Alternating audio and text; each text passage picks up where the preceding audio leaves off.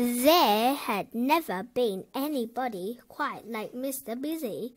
He could do things 10 times as fast as ever you or I could. For instance, if he was reading this book, he'd have finished it by now. He lived in a very busy-looking house, which he'd built himself. As you can see, it has lots of doors and windows. And do you know what it was called? Weekend Cottage. Do you know why? Because that's how long it took him to build it.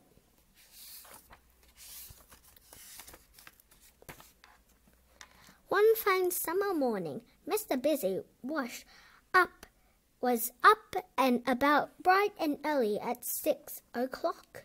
He jumped out of his bed and had a bath, and cleaned his teeth, and cooked his breakfast, and ate his breakfast, and read the paper, and washed up, and made his bed, and cleaned the house from top to bottom, by which time it was 7 o'clock. Busy Mr. Busy. Now, next door to Mr. Busy lived someone who wasn't quite such a busy person. In fact, a very unbusy person. Mr. Slow.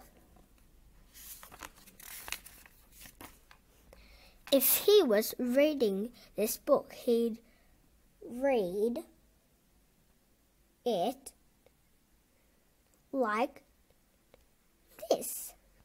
He'd still be on the first page. And that same fine summer morning at 7:05, when Mr. Busy knocked at his door, Mr.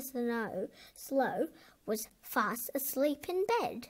He'd gone to bed for an afternoon nap the day before, and somehow he hadn't woken up until he heard Mr. Busy knocking at his door. Who's that knocking at my door? He called downstairs. Good morning, cried Mr. Busy. Can I come in? And without waiting for an answer, he went inside. Where are you? He called. Upstairs, came the slow reply. So Mr. Busy went upstairs, 2 at a time. Good heavens, he said, you're still in bed. And he made Mr. Slow get up, and he made his bed for him, and cooked his breakfast for him, and cleaned his house for him. Poor Mr. Slow, he hated to be rushed and fussed. Right, said Mr. Busy briskly. It's a fine day. Let's go for a picnic. Mr. Slow pulled a face. I don't like picnics, he complained. Nonsense, replied Mr. Busy, and busied himself around Mr. Slow's kitchen, making up a picnic for the two of them. It took him a minute and a half. Right, he cried when he finished. Off we go, and he bustled Mr. Slow out of his front door, and off they set.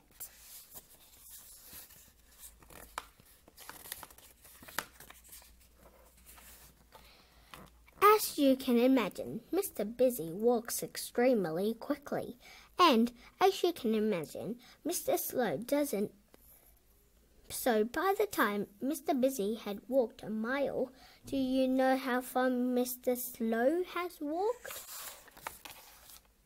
To his own garden gate. Mr. Busy hurried back. Come on, he cried impatiently. Hurry up. Hurry up, replied Mr. Slow. I'm possible.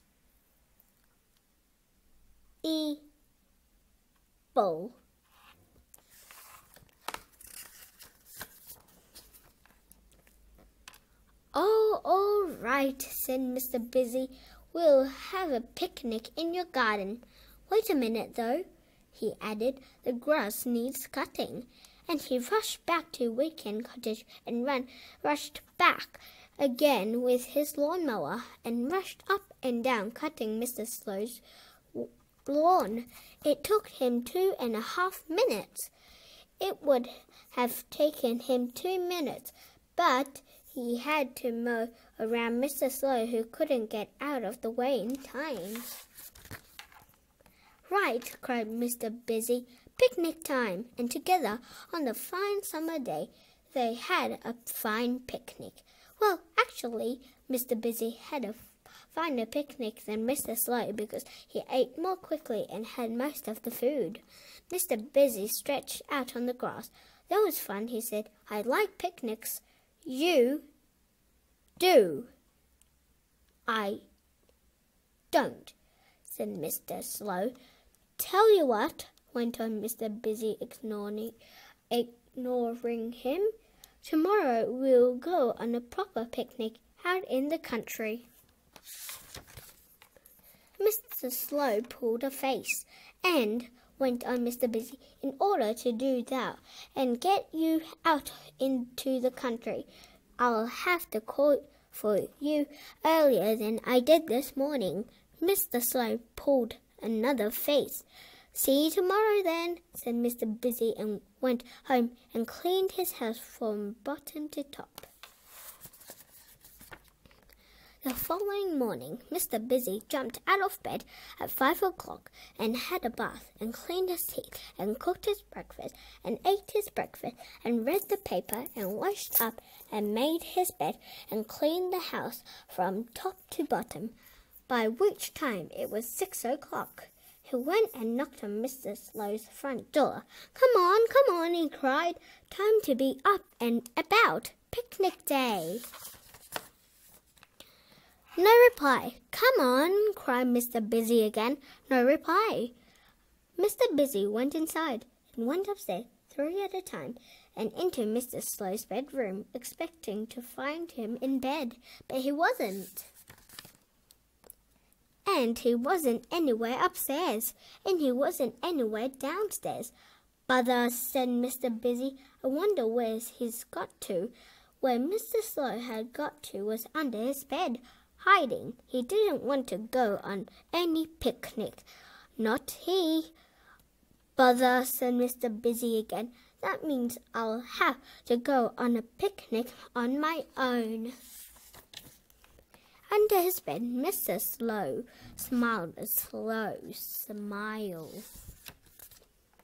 "What a good idea," he said, and went to sleep, snoring very slowly. The end.